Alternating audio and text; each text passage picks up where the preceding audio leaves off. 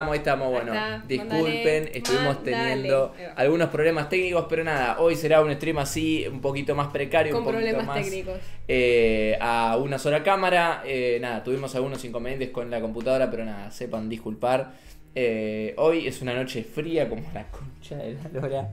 No sabía que la concha de la lora estaba fría. No aguanto más el frío o sea, acá adentro está recalentito, pero No, digo, acá tengo calor. afuera. Mira, estamos medio colorados. Sí, estamos un poco colorados, pero bueno. Bienvenidos, gente, bienvenidos. Buenas noches. Hoy, una noche más a Pasame la Lupa. Hoy traemos un caso muy interesante, un caso que yo lo conocía muy por encima. Es completamente conocido. ¿Cuál fue el que hicimos también? Que es tipo muy nombrado, pero no se conoce. Un montón, el padre Graci. Ese. Bueno, muchísimos. Me pica el ojo. Pero bueno, nada, eso. Bueno, también el de Jack el Destripador. Ah, ese era, que También. es muy conocido, pero nadie sabe qué chota hizo. Ahí Bueno, va. ahora lo saben. Porque Ahora lo dijimos, saben, porque lo contamos. está en un video, está en vivo, así que lo pueden ir a buscar a nuestro canal de YouTube. Pero bueno, hoy vamos a traer el caso de Ed Kemper, uno de los casos que más resonó en la historia de los asesinos seriales. Uno de los más investigados y analizados. Totalmente, sobre todo por el FBI, que bueno, fue un caso fundamental No. para el FBI. Así que nada, eso, si les parece, antes de comenzar. No vamos a decir Pásame la lupa porque no anda, pero... Claro, no anda la intro, Ay, así que... amigo, no veo. Cagamos. Estoy teniendo problemas de ojo. Tenemos problemas de Tengo cámara, de problemas de ojo, todo. de computadora, de todo. Ay, no, tengo algo en serio. Yo estoy medio enfermo, estamos todos patiqui. Pero bueno, le seguimos metiendo garra porque de esto se trata la vida. Pero bueno, si les parece bien, antes de arrancar, damos el breve disclaimer de siempre. Sepan disculpar si mencionamos algún nombre mal, si damos algún dato erróneo. Nosotros traemos la información tal cual la vamos encontrando. Hacemos una comparación muy grande de información, entonces nada, a veces hay datos que son, en un lugar te dice que es así, en otro lado te dice que es otra cosa. Sepan disculpar si hay algún error en la información, no es nuestra intención. Y tampoco buscamos ofender a nadie ni responsabilizar a nadie, simplemente venimos a contar los hechos tal cual pasaron. Así que bueno, sin mucho más que agregar. Lo estoy dando todo, pero Y no con puedo. un ojo menos, pásame la lupa. Ah, le tiraba igual. Bueno, le metemos ahí la intro. Ay, no, en serio. No Pero puede bueno, ser. hoy con el caso de Ed Kemper. Nada, bueno. Que parecemos medios boludos. En algún momento capaz que escuchan que decimos Ed algo y no estamos diciendo él mal. Claro. Porque nosotros cuando estábamos repasando el guión, yo lo miraba tipo... ¿Qué? Se te trabó un Se poco te la trabó lengua. la lengua. Pero no, es Ed, no. Ed, Ed. claro. Pero bueno, comenzamos un poquito con la vida, la infancia de Ed Kemper. Edmund Emil Kemper es su nombre. Es Edmund Emil Kemper III. Porque ya habían otros dos. Su abuelo. Su padre y su abuelo. padre. Nació el 18 de diciembre de 1948 en Burbank, California, Estados Unidos, para los que no conozcan. Hijo de Edmund Emil Kemper Jr. y... perdón, es que son muchos Es terrible. Edmund. Y Clarnell Elizabeth Stage. Era el hijo del medio, ellos tenían otras dos hijas, una mayor y una menor, así que nada, básicamente era una familia de 5. Si veo, sigo. Su padre era veterano en la Segunda Guerra Mundial y técnico en pruebas nucleares. Su madre era una mujer severa, alcohólica y autoritaria. Sí, los padres, bueno, se separaron cuando él era chico, él tendría unos 9 años más o menos. Obviamente este hecho... Cuando todos los traumas aparecen en un chico, ¿no? Literal. Y bueno, en este caso lo marcaría muchísimo, a pesar de que él no tenía una muy buena relación con sus padres. Él se vio muy afectado por su separación. Y bueno, básicamente cuando se separaron, él y sus hermanas se quedaron a vivir con su madre. Cosa que bueno, ya vamos a ver que fue una de las peores decisiones, si no la peor decisión que podrían haber tomado. Porque El si no trauma estaríamos, más grande de su vida. quizás no estaríamos hablando de esto en este momento si no se hubiera ido a vivir con la madre. Así que nada, básicamente su padre con esta separación que vivió rechazó todavía más a los hijos, aumentó el rechazo que sentía por ellos y se mudó lejos. Su madre decía que él era un niño cruel, que no hacía cosas normales como un niño. Les hacía daño a sus animales. El primero fue su gato, cuando Es terrible. él tenía apenas 10 años. Lo enterró y como pensó que podía seguir vivo, lo desenterró, le cortó la cabeza y lo volvió a enterrar. Es terrible. Una criatura de 10 años enterró vivo a su gato, Sí, lo sacó, lo lo mató. mató y lo enterró de nuevo. Una locura. Pero bueno, después también a sus 13 años hizo algo muy similar, con otro gato que sentía que quería mucho más a su hermana que a él, y por estos celos que le generaba lo mató. También un desastre, lo decapitó, lo desmembró, bueno, hubo ahí también todo un tema. Y una vez que el gato estaba completamente desmembrado, lo guardó en un lugar de la casa, que después la madre lo encontraría cuando abrió un placar y se encontró con esa escena dantesca. Nada, imagínate ser la madre, abrir un placar la madre y que encontrás... salga un gato desmembrado. Claro. Tu gato encima. Tu gato. Porque es de la familia, no es un gato. No, es terrible. Otra cosa extraña fue cuando una noche salió de su casa sin que nadie lo notara, caminó hacia la casa de una de sus maestras y su intención era entrar mientras ella dormía y besarla. Pero no lo logró porque se asustó, no entró a la casa, sintió que estaba haciendo algo muy malo y volvió corriendo. Años después dijo, quería ver que se sentía besarla mientras dormía, no para despertarla, no para hablar con ella, solo besarla dormida. O sea, claramente no estaba bien de la cabeza. No, ya vamos a ver un poquito de que esto es un indicio claramente de uno de sus puntos principales en su personalidad y de su futuro como asesino serial. ¿Por qué es importante este hecho? A pesar de que él no llegó a concretar nada, este episodio muestra claramente 3 puntos que son muy importantes en su personalidad.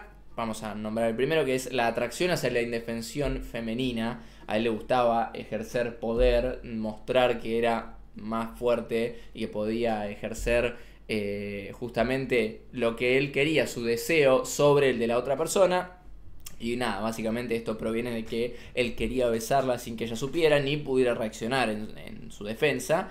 Y bueno, obviamente esto después se traduciría en sus crímenes como necrofilia, decapitación, control absoluto del cuerpo y otros detalles más. El segundo punto era fantasía de poder y posesión. Desde chico tenía problemas con el consentimiento y el vínculo emocional. Él no buscaba reciprocidad, Sí. sino ejercer dominio sobre el cuerpo femenino. El tercer punto es comportamiento antisocial precoz. Esperen que giro la hoja. Que salir solo a la noche para hacer algo que sabía que estaba mal es una señal de conducta desviada temprana, como también lo fue matar animales o simular ejecuciones con juguetes. Tal cual. O sea, todo lo que hacía era claramente algo de que no tenía todos los patitos en fila. Totalmente. Todos estos comportamientos hicieron que la madre no confiara en él, le agarrara terror y básicamente lo separó de sus hermanas. Lo llevó a él a un sótano en el cual lo hacía dormir sin una cama, solo tenía el colchón en el piso, mientras que sus hermanas estaban en sus cuartos de arriba como siempre. Nada, la verdad es que claramente esto no solo marcaría una brecha grande entre él... Sino para él, imagínate ser el chico... O sea, igual entiendo a ambas partes. Sí, entiendo obvio. a la madre que tenía miedo porque el pendejo estaba loco. Y entiendo al chico, a él, porque... Claro. Pero ¿por qué el dice pendejo estaba loco? Por la madre mala. O sea, tiene todo... Es una espiral, es un círculo sin fin. que esto es por esto y esto es por esto y Claro. va... Pasa que la madre, en vez de... No lo voy a juzgar, pero bueno, en vez de llevarlo capaz a un lugar a que lo vean, no sé, la época también no era fácil ir a un psicólogo, No. decían solo que van los locos, etcétera, etcétera. Pero en vez de llevarlo, no sé, a un médico... Claro. O sea, hablo sin saber. Y esta situación además no solo armaría y marcaría mucho una brecha entre Ed y sus hermanas, sino que también entre Ed y su madre. Porque acá en este punto es cuando él empieza a generar... Fíjate cómo te sentirías si te mandan a dormir en un sótano todo congelado, Claro. solo y tus hermanas están como dos reinas arriba. Claro. Claramente algo te genera en el cuerpo, Claro. más siendo chico. Este fue el punto en el que Ed comenzó a desarrollar un odio cada vez más grande hacia su madre. La madre tenía una personalidad autoritaria, cruel y humillante, con rasgos de resentimiento, frustración personal y posiblemente algún trastorno de personalidad no diagnosticado. Sumado a esto, se volvió alcohólica, o sea que todo esto empeoraba porque el alcohol la sacaba de sus casillas. A él lo llamaba monstruo, bicho raro o enfermo, le decía que ninguna mujer nunca lo iba a amar, le impedía tener citas con chicas o pensar en tener relaciones afectivas. Es terrible. O sea que encima que ella no lo quería, sus hermanos no lo querían, no dejaba que nadie lo quiera. Claro, tampoco. no dejaba que él buscara cariño en otras Lo personas. dejaba encerrado de abajo O sea, y morirte ahí. Claro, básicamente pasaba eso. Y bueno, ella tampoco lo abrazaba, nunca lo besaba, le decía que si lo tocaba se iba a volver homosexual, cosa que bueno, claramente son Se puntos... compartieron los trastornos. Sí, claramente, se potenciaron. Bueno, Clarnell le reprochaba haber arruinado su juventud, lo cual, bueno, ¿cómo vas a justificar eso, no? ¿Cómo vas a decirle a tu hijo que te arruinó la juventud? La verdad es Igual que... es horrible, pero hay mucha gente que lo hace. Sí. Y bueno, también decía que estaba atrapada criando a un monstruo. Ella no paraba de repetir esto de es un monstruo, es un demonio, bueno, un montón de otras cosas más. Y le decía que era igual a su padre, cosa que obviamente también iba haciendo una mella psicológicamente en Ed. Ella obviamente lo despreciaba al padre de Ed, por eso le decía todas estas cosas. Y también lo usaba a él, ¿no? De cierta manera como a modo de descarga emocional para el resentimiento que ella sentía hacia los hombres por su mala experiencia con el papá de Ed. Recién que dijiste que se odiaban, no lo pusimos, pero me acabo de acordar cuando vimos las cosas, que el padre dijo, prefiero ir otra vez a la Segunda Guerra que vivir con ella. Claro. O sea, tenían ese nivel de odio el uno al otro que no se podían ni ver. Recordemos que el padre era técnico nuclear, no era que era un soldado que estaba en el frente combatiendo, ¿no? También, no quiero decir que haya sido fácil, pero no es un puesto en el que él haya tenido que estar poniendo su vida en el frente, en el campo de batalla. Entonces nada, también es como una declaración un poco sesgada, ¿no? Por parte del padre. Él Claramente se le declaró decía... que yo prefiero la guerra que vivir con ella. Sí. Como, nada. Sí. Cuando la situación con su madre se volvió insoportable durante su adolescencia, Ed le pidió a su padre ir a vivir con él, pero él le dijo que no. Primero porque su mujer no quería, porque pensaba que él estaba loco. Segundo, el padre tampoco lo quería, entonces ¿para qué lo iba a tener viviendo ahí? Le lo hizo ir a vivir con sus abuelos a North Fork en California, eran sus abuelos paternos. Iba a vivir en una granja, en una zona más rural, tipo medio más campo. Claro. Ese rechazo fue una herida profunda para él, que había idealizado también a su padre, y cuando el padre también le dijo tipo no te quiero, fue tipo es que la puta madre. todos estos factores son puntos que van... Se sintió 2 veces abandonado, primero por la madre que nunca lo quiso, y ahora el padre que le pide tipo por favor puedo vivir con vos, no, andate con tus abuelos. Como lo van descartando de todos lados. Exactamente. Y bueno, sumado a esto, la madrastra de Ed, o sea, la esposa de su padre, también temía por la seguridad de sus hijos porque, bueno, no sabía de lo que Ed era capaz.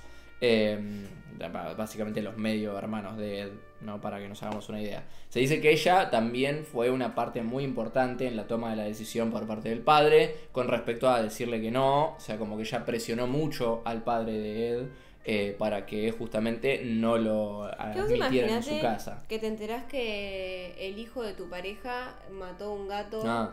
a los 9 años, le sacó la cabeza, lo enterró de nuevo y al otro gato lo escondió en el placar descuartizado. Obviamente no quiere. También te digo que no. Claro. Pero capaz intenta buscar ayuda para la criatura.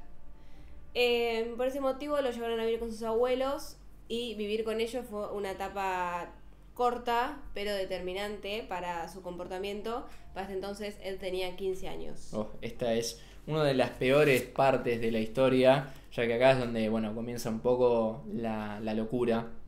Su abuela, Maud Kemper, era una maestra retirada. Era muy autoritaria, muy similar a la madre, era muy dominante, tenía una personalidad muy fuerte. Y nada, esto obviamente a Ed también le recordaba a su propia madre, ¿no? O sea, es una asociación directa que hacía él.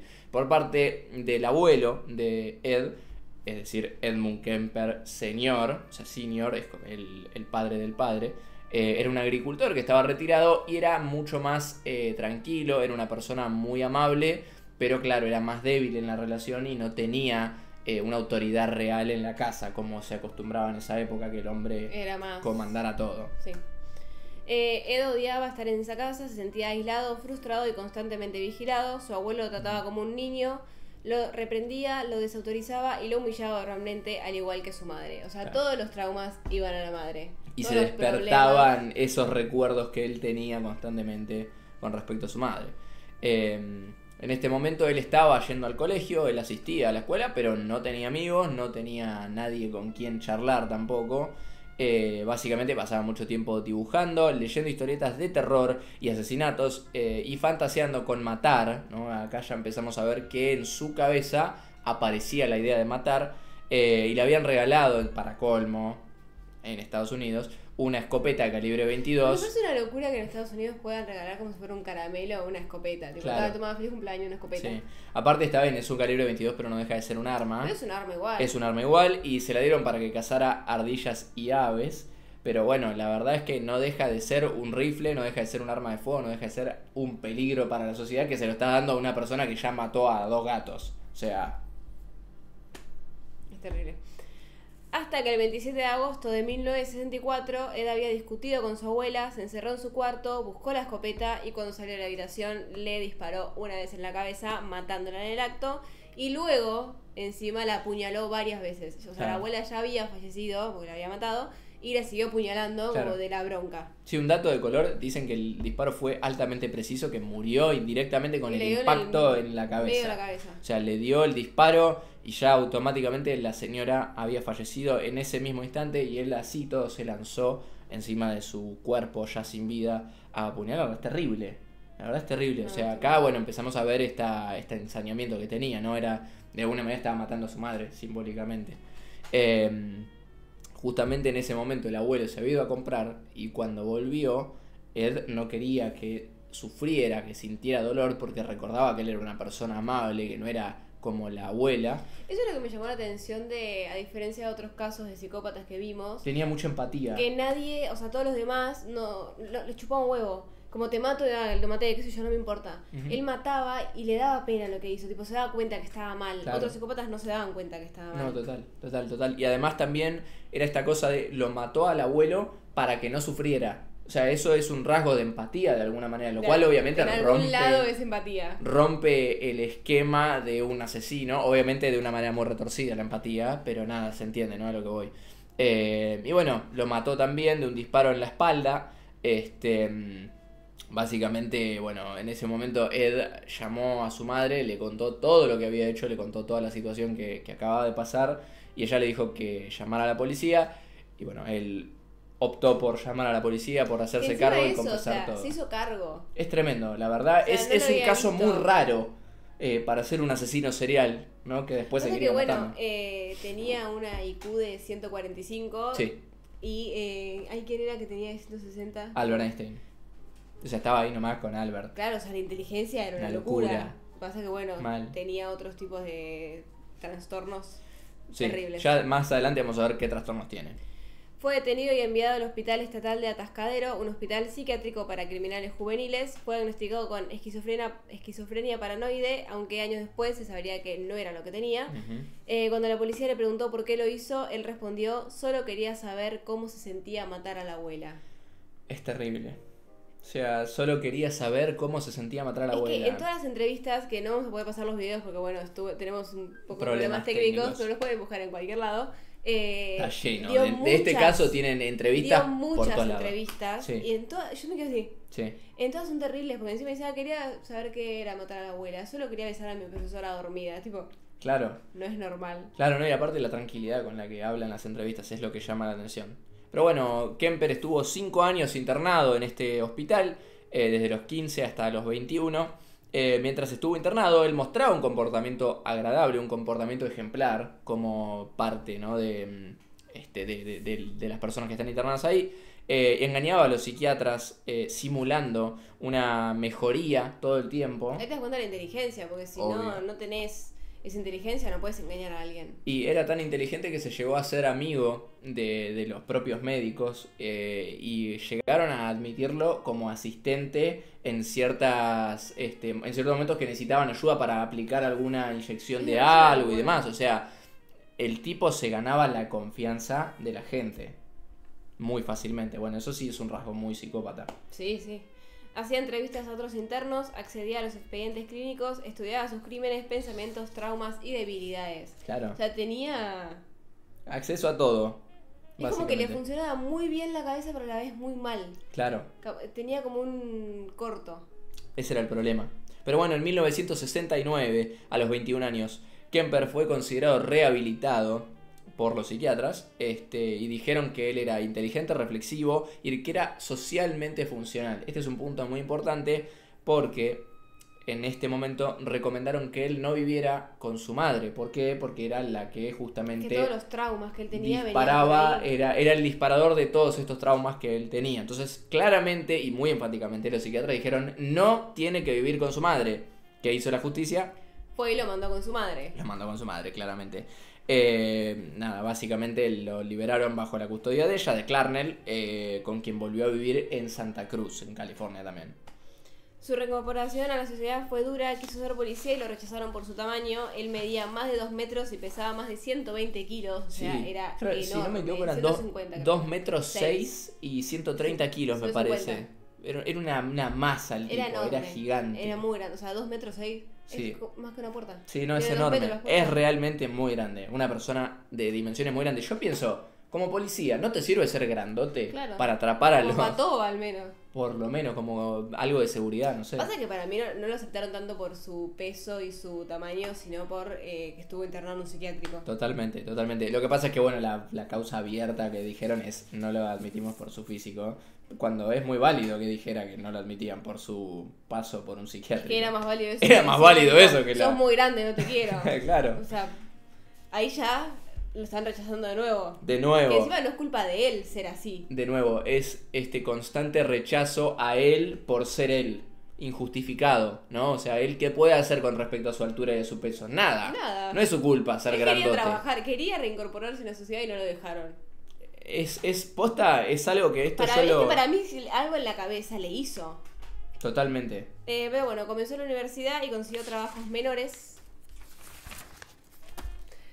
Por tanto seguía acumulando resentimiento y odio a su madre. Nuevamente empezó a fantasear con matar y en 1972, 3 años después de ser liberado, comenzó una serie de asesinatos a jóvenes estudiantes. Sí, este fue... Cambió de familia, vamos a Claro. jóvenes estudiantes. Claro, ahora en este momento su objetivo eran estudiantes. Las primeras jóvenes que él asesinó fueron Mary Ann Pesci y Anita Luchesa.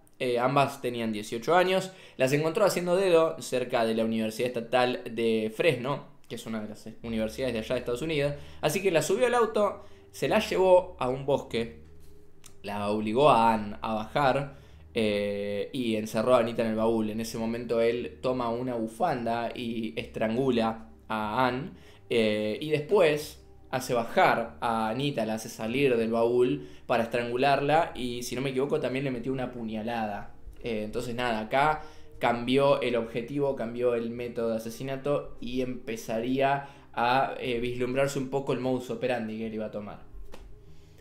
Llevó los cuerpos donde él vivía con su amigo, las violó, las desmembró, cortó sus cabezas y las tiró en diferentes lugares. Las otras partes las guardó en bolsas.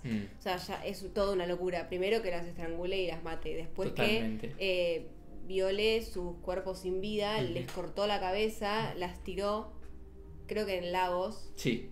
Y guardó otros pedazos de sus cuerpos. Es demente. Completamente demente, la verdad. Es una locura. Pero bueno... perdón. El 14 de septiembre pasó algo similar. Ed estaba en su auto cuando vio a Aikoko, de 15 años, la subió a su vehículo y la llevó a un lugar apartado, como las primeras chicas. Sacó un arma, pero ella logró calmarlo y hablarle con empatía, que yo no puedo creer porque... Era más chica que las otras... Y aparte de ser difícil que te estén apuntando con un arma, es decirle, tranqui, Sí, relájate. Claro, no, es una locura. Igualmente no logró sobrevivir, ya que la estranguló hasta la muerte, luego violó su cuerpo sin vida. Claro, o sea... Ella había logrado llegar a ese lado emocional, a ese lado sentimental de capaz, él. yo dije, bueno, capaz una vez que alguien lo escucha, él frenó, pero era más fuerte sus ganas de matarla que... ya Conectó no con su controlaba. lado humano, capaz, ¿no? Esta chica. Pero bueno, lamentablemente no sirvió de nada. Él la llevó, ya obviamente sin vida, a la casa de su madre. La desnudó, la fotografió, la violó, la desmembró. Y guardó las partes del cuerpo en distintos lugares, ¿no? La tercera de estas víctimas iba a ser Cindy Schall, una chica de 19 años. Es toda la misma historia, el mismo método, la levantó con el auto, se la llevó a una zona que estaba alejada, la mató, esta vez ya usando una pistola calibre 22, el mismo calibre que la escopeta que le habían regalado. Entonces nada, como mencioné antes, él vivía con su madre y escondió el cuerpo en un placard momentáneamente. Es una locura. Cuando su madre se fue de la casa, él sacó el cuerpo, lo metió en la bañera, le sacó la cabeza y tuvo relaciones con ella. Es una locura. Sí. Durante mucho tiempo, encima no es que fue... Sí, no fue algo breve. Fue durante mucho tiempo. Después la enterró en su patio, le separó la cara de la cabeza, tipo Sí. la fetió, no sé cómo decirlo, me parece terrible. Le extirpó la piel. Claro. Y la enterró mirando hacia su ventana porque él decía que le gustaba que lo admiren y como que había conseguido a alguien que lo haga. Claro. Sí, no, es una locura. Y bueno, obviamente cada vez se vuelve más retorcido todo lo que va haciendo. El 5 de febrero de 1973 aparecieron otras dos víctimas más, que se llamaban Rosalind Thorpe, de 23, y Alison Liu, de 20 años. De nuevo, mismo procedimiento. Esta vez, en vez de matarlas fuera del auto, las mató adentro con un disparo a cada una con la pistola, y las decapitó en ese mismo lugar. Después llevó el resto de su cuerpo a su casa, tuvo relaciones varias veces con ellos, los desmembró y descartó los restos, es decir, las partes que había desmembrado, en distintos lugares. O sea, acá ya empezaba a distribuir el cuerpo por todos lados. O sea, No, es terrible, es terrible. Una locura. El último crimen fue el 20 de abril de 1973. Ed había tenido una breve discusión con su madre, que lo llevó a buscar un martillo en su cuarto, y cuando salió la golpeó reiteradas veces en la cabeza, hasta matarla. Luego la decapitó, violó su cabeza y le sacó las cuerdas vocales a la madre. Claro, esto básicamente para él simbolizaba la herramienta con la que su madre ejercía la violencia para con él, ¿no? Esta violencia psicológica constante, esta cosa de desgastarlo, degradarlo, de decirle que era un monstruo y todo eso. Él intentó tirarlas en el triturador de basura, pero se trabaron y no funcionaba.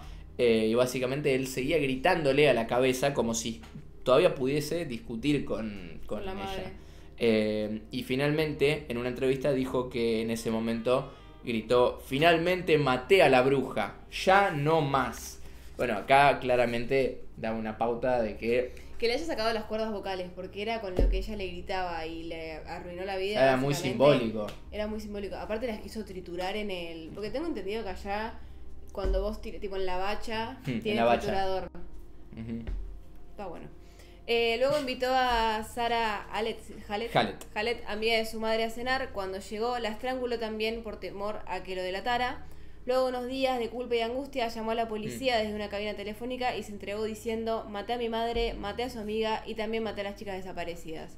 Al principio no le creyeron y él tuvo que insistir y le contó los detalles a la policía de dónde estaba cada cabeza, dónde estaba cada parte del cuerpo. Claro, cómo había hecho todo. Y que vayan a su casa y que vean la escena de que la madre estaba ahí, claro, sin cabeza, y la amiga también. Claro. Que me parece... es un momento de conciencia capaz de él, ¿no? De volver a la realidad, claro, de todo ese delirio. Yo pregunto si la amiga de la madre le habrá hecho algo ¿por qué la invitó? No sé. O simplemente capaz porque ser amiga de la madre le quería hacer ese mal de... Porque capaz la por invitó eso, después de matar a su madre. Claro. Pero bueno, después de llamar a la policía, él se entregó sin ofrecer ningún tipo de resistencia. Explicó todo, durante las siguientes horas confesó todos los asesinatos que había hecho, explicó cómo había matado, en dónde había dejado las partes de los cuerpos, qué había hecho con cada parte del cuerpo, por qué hizo todo esto. Y lo más perturbador era que el tono con el que él contaba todas estas cosas era frío, era reflexivo, era analítico, era casi como si estuviese un doctor hablando, dando un parte clínico básicamente, ¿no? O explicando qué se había hecho en una cirugía. Y la verdad es que, bueno, da mucho que pensar, ¿no? Es terrible. Siempre digo, es terrible. Cada cosa que pasa es terrible, pero me parece terrible.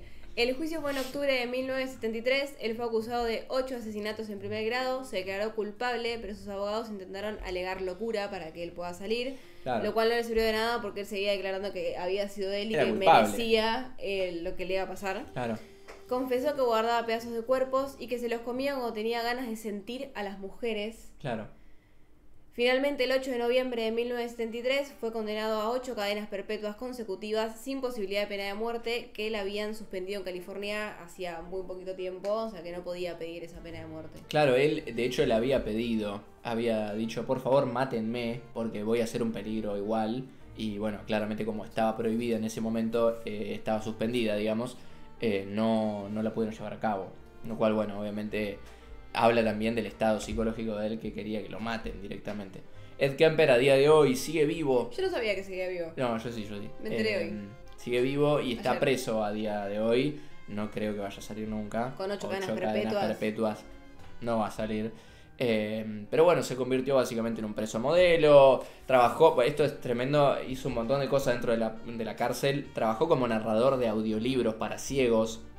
grabó más de 600 libros, se mostró siempre colaborativo con los psicólogos, con los criminólogos y con los agentes del FBI, e hizo uno de los aportes más importantes para el FBI, para el programa de perfilación criminal, que es justamente un programa que se pudo llevar a cabo, se pudo formar en parte por esta primera entrevista que tuvieron con Ed Kemper, que fue como el que más ayudó a los peritos a entender el funcionamiento del cerebro de una persona psicópata, de un asesino en serie. Básicamente este fue el que inspiró la miniserie Mindhunter, que la recomiendo un montón. Está en Netflix. Está en Netflix, creo. Nada, excelente. Me dijeron mis viejos que la vieron y que es muy buena, que es muy atrapante y que es muy bien elegido el actor con respecto a él. Sí. Que es muy parecido. Se hizo muy famoso por todas estas entrevistas y en una de las más célebres él terminó diciendo, y cito: "Hay que matarla porque no se calla. No se calla en la cabeza. No se calla nunca". Nada, obviamente entiendo que está hablando de su madre. De la madre. ¿No? Como que sigue. O de su propia cabeza, capaz. O quizás su propia cabeza. Como no se calla nunca y como que le sigue diciendo matá. También. Pidió la libertad condicional varias veces, pero siempre fueron denegadas. Incluso en una ocasión él mismo la rechazó, diciendo que él no estaba preparado para reinsertarse. Que eso ahí te das cuenta que tiene un momento que vuelve, pero después se vuelve a ir, y capaz para mí por eso se dice como no se calla nunca. Claro. O sea, por más que él quiera, no quiero decir ser normal, pero Claro. Sí, aparte no no cometer sé, estos delitos. quizás tiene algún tipo de trastorno, no encontré bien cuáles son los puntos Es que él nunca tiene. nadie supo decir qué tenía. ¿Qué tenía? Pero capaz tiene algún tipo de trastorno límite de la personalidad en la cual él por Porque momentos se esquizofrenia sube. le dijeron que no tenía, o sea que era lo más obvio. Claro, porque aparte no tenía delirios, no tenía nada de otros síntomas característicos de la No. esquizofrenia.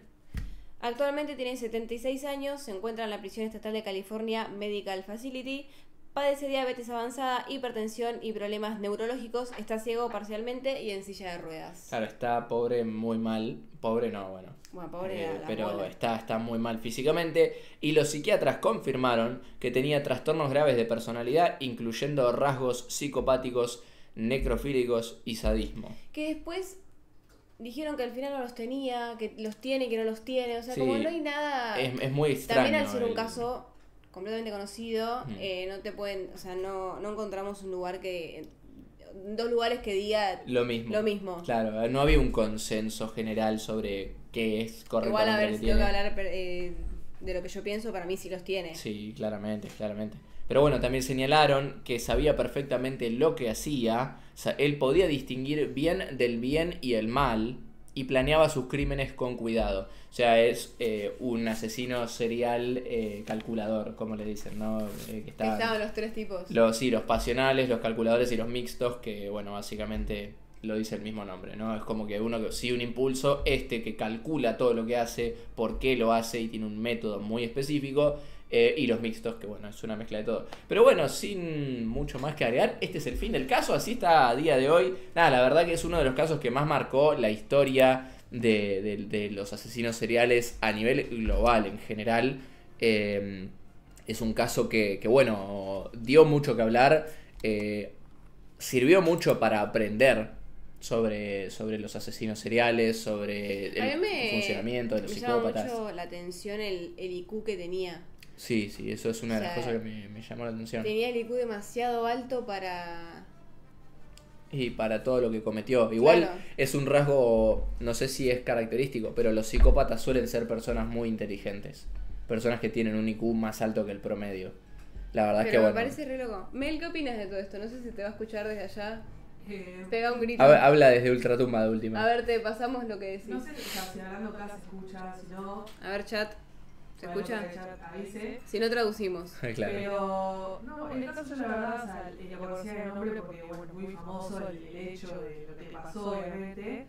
Pero no lo conocía a profundidad, no sabía que tenía toda esa relación con la madre y todo lo que le había pasado y qué sé yo. Y tampoco sabía que tenía ese nivel tan alto de IQ que de la nada, tipo el chabón, o sea, estaba casi a nivel de Einstein, creo que dijeron. Sí. Nada, me parece una locura, la verdad, todo eso. Y nada, como que me impacta mucho los casos que a día de hoy el chavo sigue existiendo. A mí también me Mal. parece re loco, tipo, cuando nosotros Re. referimos a leer y leímos que tenía 76 años y seguía preso y seguía vivo, fue tipo, como que está vivo. Claro. Porque para mí son personas que ya no existen. Ya no existen, no son- están vivas. Claro. Claro, sí, Me sí, sí. parece re obvio. loco.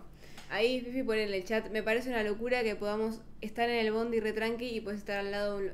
De un loquito. loquito. Sí, o sea, como un Es que psicópata. claramente todo el tiempo nos cruzamos personas así. Es que, de hecho, todos por estadística alguna vez nos cruzamos con un psicópata. Son Es que- muy comunes, lamentablemente, en el sentido de que están por todos lados, ¿no? O sea, Pasa podés que encontrártelo ponele en que cualquier- te podés encontrar a una persona psicópata, capaz le hiciste algo sin querer, un mal, si no sé, en el colectivo casi te caes y lo empujaste, capaz se le cruza y te busca de por vida. Claro. Eso también me parece re loco. O sea, no suele pasar, creo, no sé, no tengo idea si pasa o no pasa, pero es como... Es muy, muy llamativo, la verdad. Yo festejé cumpleaños con uno que mató a su mamá. Ah, No, terrible. ok. No, Nada no, me no. sorprende. Ay, Pero bueno, básicamente eso. Es un caso que marcó la historia. Marcó también positivamente de alguna manera porque se sacó algo muy útil de este caso. Lamentablemente el- tuvo que pasar, pero bueno, se sacaron muchos datos y mucha información con respecto a esto. creo que la mayoría de la gente este caso lo conocía porque él violó la cabeza de su madre. Sí, O sea, a mí me nombrabas a Kemper y yo pensaba en eso porque es como Claro. lo más característico. claro. Tipo, No, y aparte además, la de su madre, la de otra chica, Sí. Cindy creo que era, no recuerdo el nombre, pero que, también una locura, una locura. o sea, no lo puedo entender. Y todo el modus operandi muy elaborado, en donde llevaba Todo muy a las estudiado. chicas, claro, sí, fíjate que no lo atraparon hasta que él no confesó también, o sea, era una locura. Todo muy limpio, así. Muy, muy limpio era para llevar a cabo sus asesinatos. Pero bueno, no creo que tengamos mucho más que agregar, ¿no? No. Ya, bueno, leímos un poquito de los comentarios. Bueno, nada, eso, disculpen un poquito la informalidad del programa de hoy. Tuvimos algunos problemas de técnico, digamos, con la computadora. Así que nada, vamos a estar Para el viernes tratando de vamos a resolverlos para el viernes ya estar bien, a toda pila, que esté todo en orden. Así que nada, eso, los esperamos este viernes como siempre, de 16 a 18 horas en Voces en Foco. Les agradecemos un montón el cariño y todo. Si quieren que hagamos otro caso, pueden dejarlo en los comentarios o en el chat, en nuestras redes sociales. Lo vamos a estar leyendo y lo vamos a estar haciendo con mayor de los cariños. El sábado, sorpresas. Sorpresas. Sorpresas. Sorpresas, eso. Solo diremos eso. Así que nada. Eso, pásense. Los esperamos este viernes de 16 a 18 horas en este mismo canal. Invitada. Con invitada especial, invitada internacional. Internacional, mira. Oficial. Y el sábado los esperamos de 12 a 13, todo esto horario Argentina, como siempre. Así que nada, eso. Los queremos, muchas gracias por ver. Y nada, nos vemos. Chao.